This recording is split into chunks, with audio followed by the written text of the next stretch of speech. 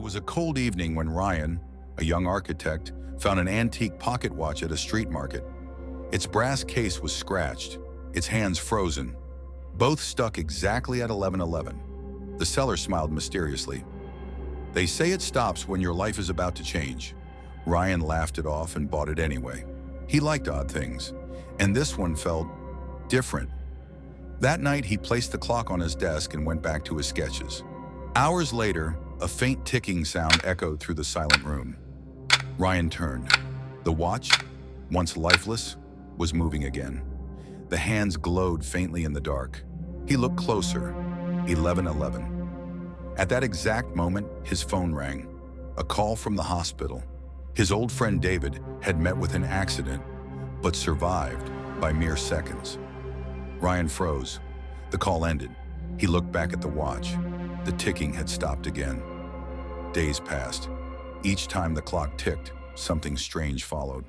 A missed flight that later crashed. A sudden instinct to turn left instead of right, avoiding a speeding truck. Every time, 11:11. The coincidences began to haunt him. He tried to get rid of it, threw it into a river, buried it in the park. But every morning, it reappeared on his desk, still frozen at 11:11. One night, unable to sleep, Ryan whispered, "What are you trying to tell me?" The second hand trembled and started moving again. He stared in disbelief as the clock's hands spun wildly, faster and faster, then stopped.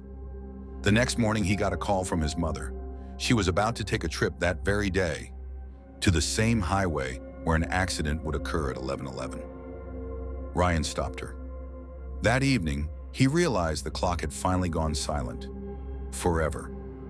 Weeks later, he opened his drawer. The watch was still there, cold and still.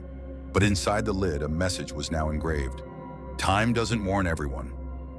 You were chosen to listen." Ryan smiled faintly. For the first time in months, he didn't fear the silence, because he finally understood. Some moments don't measure time, they save it.